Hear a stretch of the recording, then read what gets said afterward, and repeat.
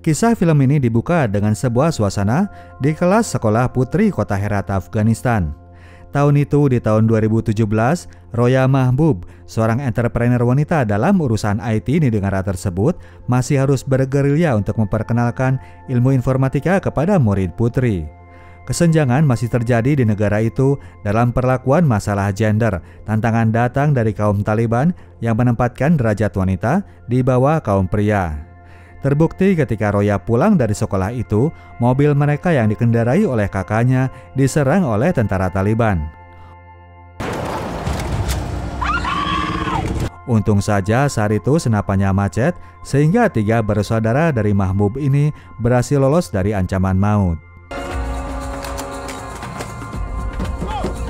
Cerita flashback menuju 18 tahun sebelumnya. Di tahun 99, Roya kecil adalah seorang murid yang merasa tersingkirkan ketika saat itu sekolahnya mendapatkan kiriman 1 paket komputer. Pak guru hanya memperbolehkan murid lelaki saja yang mengopreknya. Ia bilang bahwa komputer hanya untuk kaum pria saja.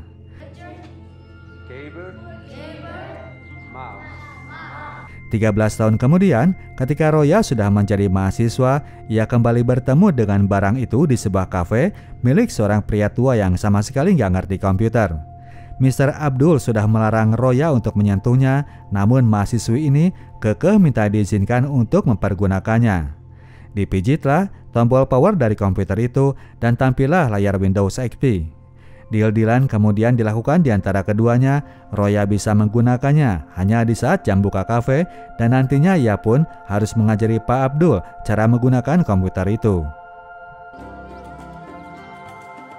Esok paginya, Roya sudah standby saja di depan kafe dan ia pun langsung gas mempelajari komputer Mr. Abdul.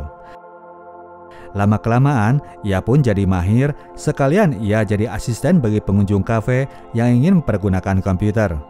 Ketertarikan Roya terhadap komputer makin lama makin dalam.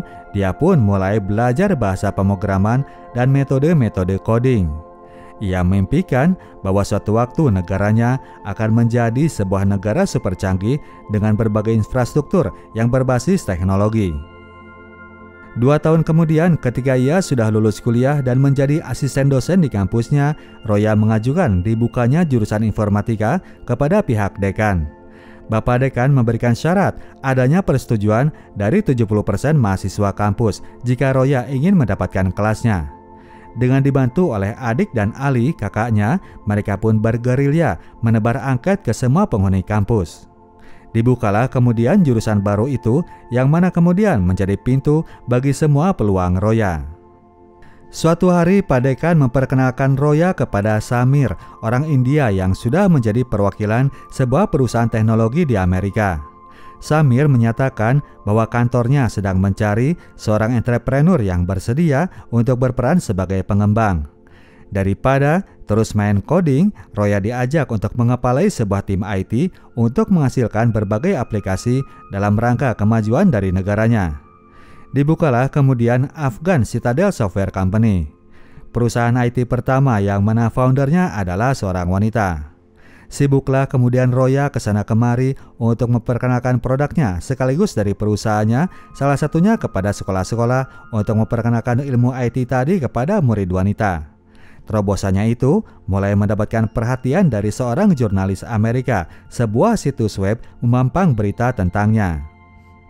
Dari Herat, Roya pun mengembangkan sayap menuju kota Kabul, dan mulai saat itu bermunculanlah murid-murid perempuan yang punya minat dalam hal coding. Setelah berhasil membuka 10 kelas di berbagai sekolah, Roya ternyata masih merasa belum puas. Ia merasa bahwa perusahaannya masih belum memberikan perubahan. Samir lalu memberikan inspirasi agar Roya mau mendobrak keadaan yang ada. Ia mencontohkan dulu ketika Google berhasil membantai Yahoo yang saat itu sedang dominan. Muncul kemudian sebuah ide agar dibuatkan tim robotik wanita yang mana nantinya akan diikutkan dalam berbagai kompetisi di seluruh dunia. Ide itu ia utarakan kepada Ali. Mulailah kemudian ketiga bersaudara Mahbub ini melakukan sosialisasi ke sekolah-sekolah tempat mereka mengajar. Mereka akan merekrut murid-murid yang berminat mendalami ilmu robotika. Syaratnya, para nomini harus mantap dalam pelajaran matematika dan fisika. tes akan dilakukan pada hari Sabtu saat libur sekolah. Pada waktu yang ditentukan, 3 bersaudara ini langsung kecewa berat ketika melihat ruangan tes ternyata malah kosong. Pihak sekolah rupanya telah memindahkan lokasi ujian ke sebuah tempat lain karena jumlah anak yang hadir gak muat di ruangan kelas itu. Mereka semua ternyata telah berkumpul di aula dan yang hadir jumlahnya sangat membludak. Beberapa malah rela ngampar di lantai aula. Ajang pertama yang akan dijajal oleh Roya langsung sebuah lomba robotik di Amerika. Anak pertama yang terpilih adalah Tara, anak seorang pemilik bengkel. Sehari-harinya anak ini adalah membantu pekerjaan ayah membetulkan mesin. Jadi si Tara ini sudah terampil dalam hal pertukangan bengkel. Anaknya sendiri pasti senang sudah terpilih untuk dibawa berlomba ke luar negeri. Masalah ada di Mr. Ahmed sang ayah yang merasa bahwa cita-cita Roya dianggap terlalu muluk. Dia tidak ingin nanti anaknya malah jadi korban PHP. Di luar hal itu, ia juga merasa bahwa urusan ini kelak bisa bawa bahaya bagi mereka. Cewek kedua yang didatangi adalah seorang cewek tomboy yang bernama Esin.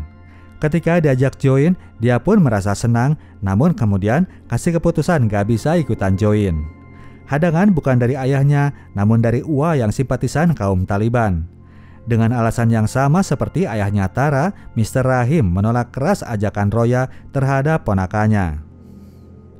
Cewek ketiganya adalah Arezo yang mana gak mendapatkan halangan dari keluarga.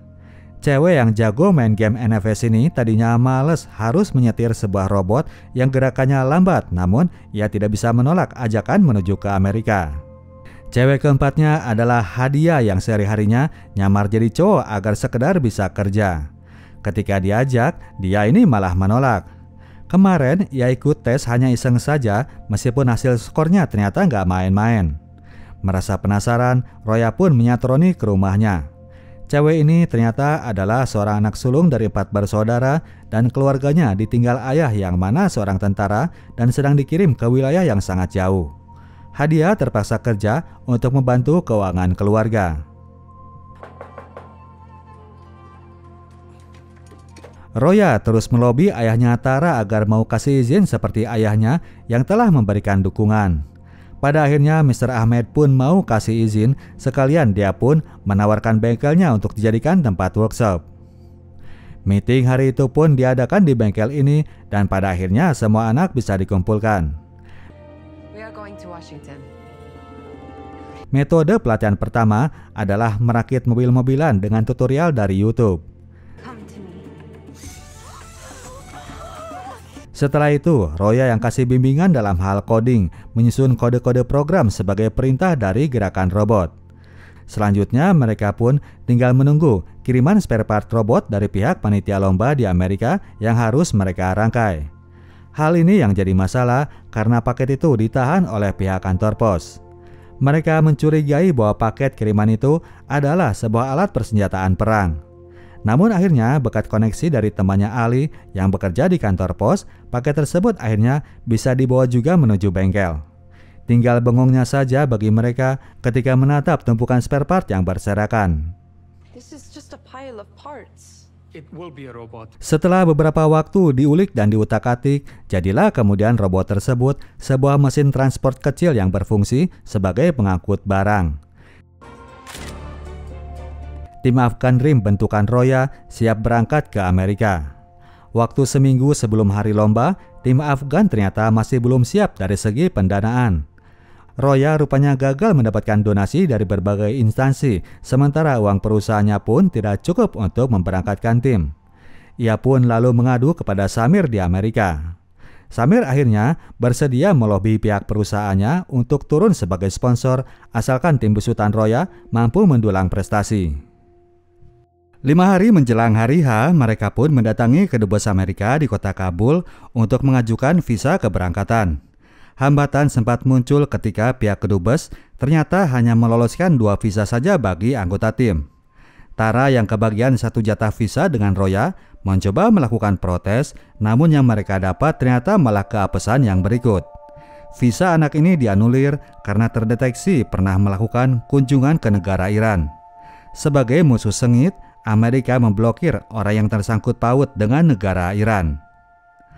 Dalam waktu injury time yang menentukan itu, Roya menolak untuk menyerah. Ia menghubungi jurnalis Amerika yang tempo hari sempat menulis tentang dirinya. Ia berhasil membuat sang jurnalis jadi terenyuh mendengar perlakuan diskriminatif yang telah diterima oleh timnya. Esok paginya berita itu telah dimuat di halaman web jurnalis tersebut dan tidak lama kemudian berita itu menjadi viral kemana-mana. Sekelompok anak sekolah dari Afghanistan mendapat perlakuan diskriminatif dari kedubes Amerika. Esok harinya lagi berita itu makin menyebar ke seluruh dunia dan pada saat itulah Roya kemudian mendapatkan telepon agar mereka segera merapat menuju Kabul. Pihak kedubes Amerika langsung mengeluarkan visa bagi semua rombongan tim dan berangkatlah tim Afghan Dreams ini 1 hari saja menjelang lomba dilakukan, di mana peserta lain sudah melakukan persiapan di venue lomba. H-1 menjelang hari lomba, tim Afgan akhirnya berhasil tiba di lokasi di mana di sana peserta lain sudah melakukan uji coba terhadap robotnya. Momen ini menjadi momen sosialisasi bagi para pelajar yang menjadi peserta.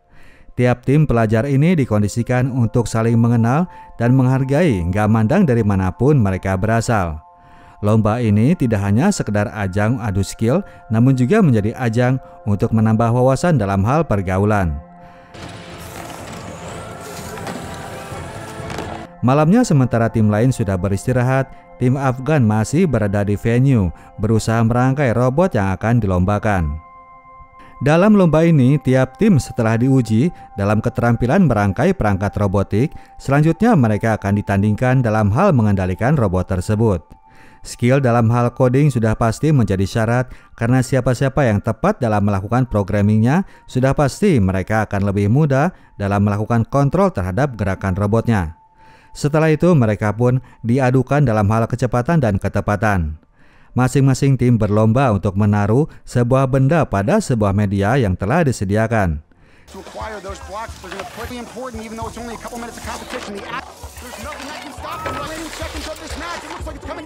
Tim Afgan memenangkan pertarungannya melawan tim Belanda.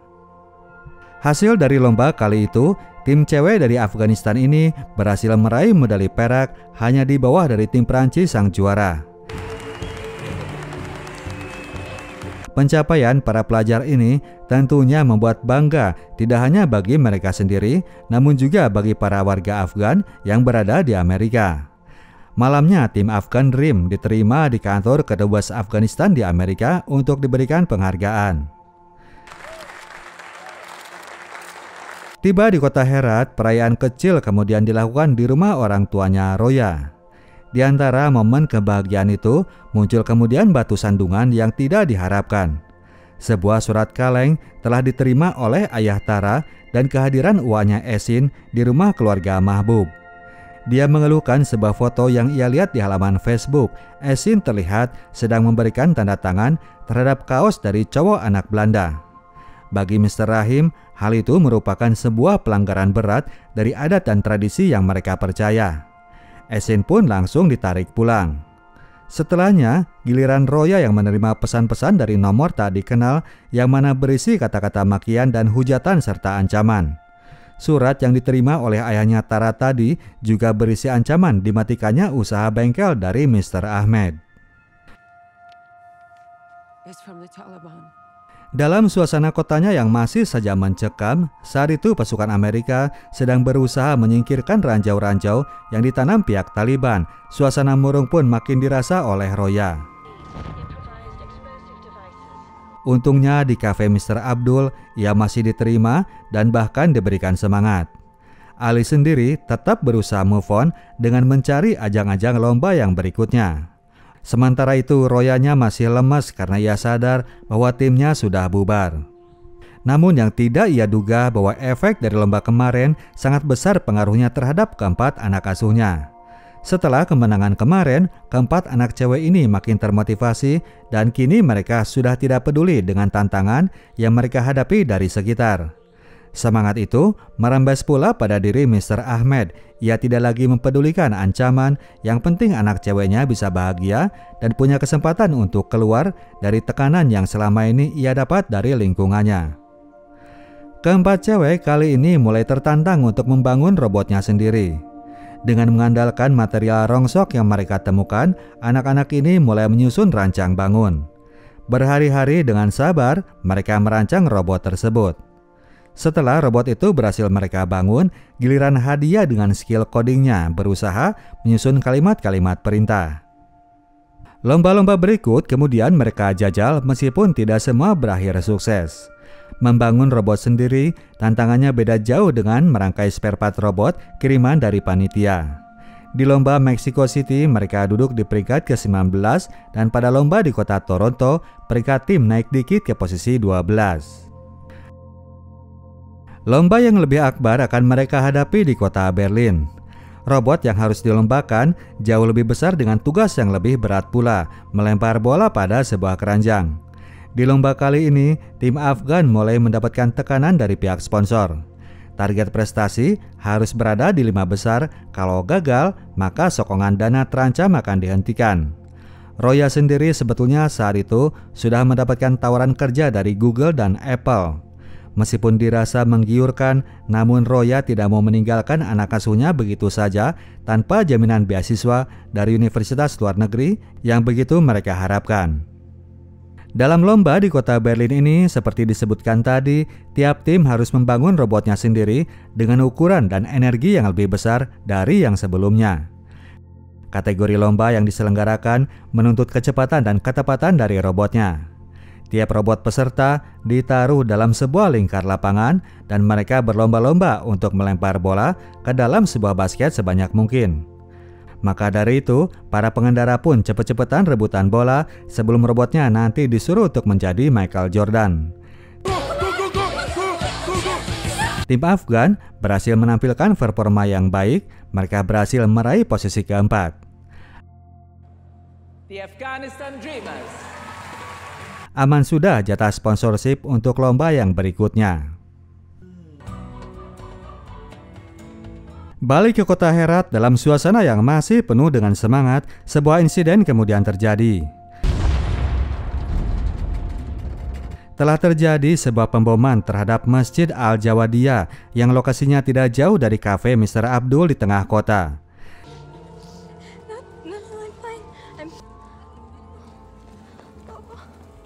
Jatuh beberapa orang korban jiwa, yang mana salah seorangnya adalah Mr. Ahmed, papahnya Tara. Kini anak itu hidup sebatang kara.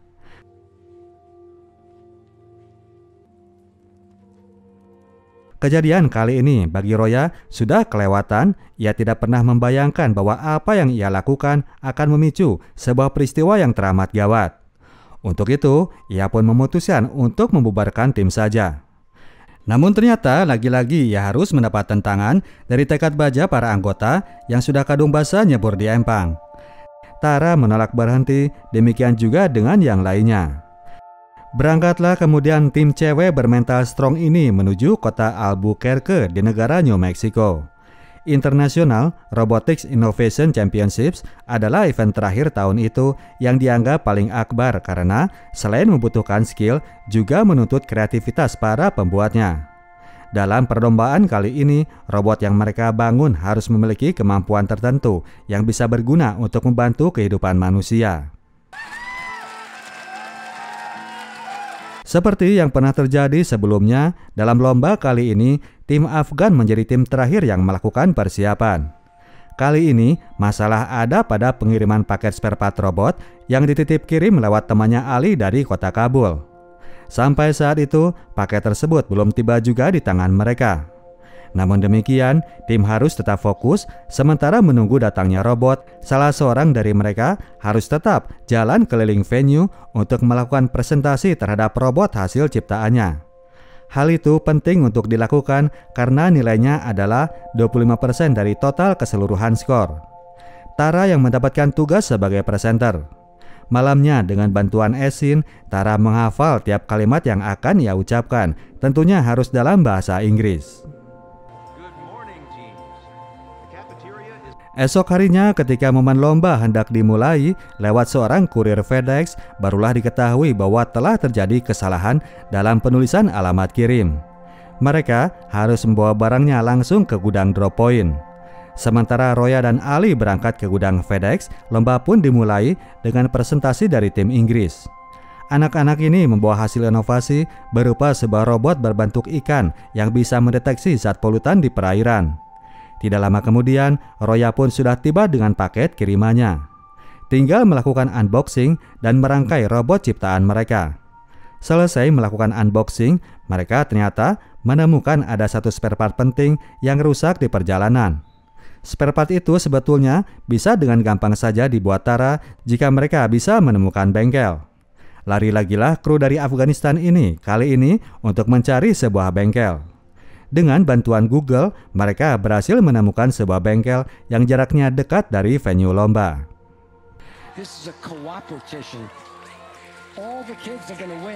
Bengkel itu adalah sebuah garasi milik muchachos yang biasa membangun mobil klasik. Salah seorang pemilik dari bengkel itu ternyata adalah veteran tentara yang pernah dikirim ke Afghanistan. Jesus membiarkan Tara untuk mencari barang rongsok yang ia perlukan dan untuk memakai peralatan las milik mereka. Kaget juga ketika dia mendengar bahwa cewek mungil ini sangat skillful dalam hal las mengelas. Di lokasi lomba, kebingungan kemudian terjadi karena kepergian Tara yang harusnya saat itu sudah keliling melakukan presentasi. Terpaksalah Esin yang maju dengan ditemani oleh Hadia, sementara Ali dibantu Arezo standby merangkai robotnya. Yang tadinya malu-malu meong, Esin akhirnya bisa tampil juga untuk menuturkan keunggulan dari robot ciptaan timnya. Terinspirasi dari insiden pemboman kemarin yang membuat Tara harus kehilangan ayahnya, robot dari tim Afgan ini berfungsi sebagai mesin pendeteksi bom ranjau. Mereka membuatnya dengan beban yang sangat ringan sehingga tidak akan men-trigger ranjau jika mesin ini berjalan di atasnya. Tim lain yang mendengarkannya langsung merasa amazed dengan inovasi ini, mengingat betapa urgennya piranti itu untuk bisa membantu menyelamatkan nyawa di negara-negara konflik. Tim anak Amerika dari California menampilkan sebagai jet berbasis laser yang mana tongkat bantu jalan ini bisa menjadi guide bagi pemakainya dari kaum tunanetra. Laser itu akan mendeteksi sebuah benda pada jarak tertentu lalu berkelok menuju arah yang berlawanan. Ada juga anak dari tim Pennsylvania yang membuat mesin bantu evakuasi dari korban gempa. Sementara itu di bengkel, Tara masih sibuk dengan pengelasannya. Ketika mendengar bahwa anak itu baru kehilangan ayah akibat bom ranjau, Jesus pun jadi tersentuh. Ketika Tara beres dengan lasnya, ia pun langsung menawarkan diri untuk mengantar mereka menuju ke lokasi lomba. Mereka berhasil tiba di lokasi hanya beberapa menit saja sebelum giliran mereka tampil. Kalau mereka nggak hadir ketika dipanggil oleh panitia, resikonya mereka akan kena diskualifikasi. Untungnya saat itu Tara tinggal mencantolkan spare partnya saja pada mesin yang beres dirangkai oleh rekan tim. Menit toleransi setelah mendapatkan panggilan dari panitia telah hampir habis. Untung saja setelah itu tim Afgan berhasil hadir ke depan arena.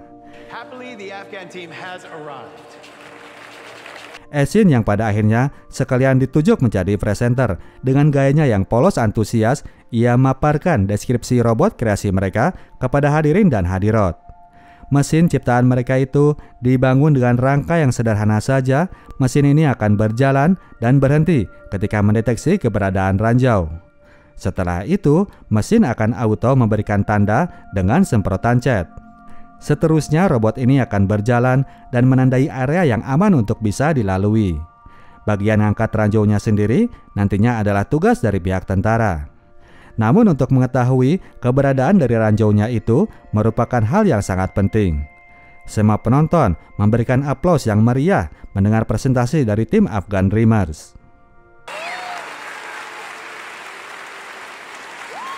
Selanjutnya, pihak juri yang diwakili oleh Profesor Jessica Curie mengumumkan ketiga pemenang lomba.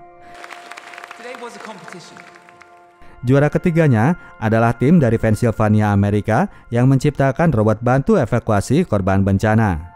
Juara keduanya ternyata malah dari Amerika lagi, yaitu anak-anak dari California dengan tongkat bantu jalan bagi kaum tunanetra. Para anggota Afgan Dreamers dan supporternya di rumah sudah kecewa saja karena menyangka bahwa mereka telah lewat.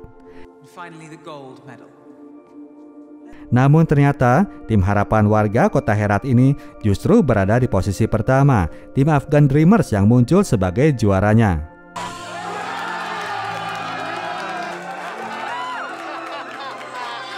Pencapaian yang melebihi ekspektasi dari siapapun. Sebuah kerja keras dan perjuangan yang berhasil membawa mereka semuanya ke tempat yang lebih jauh lagi.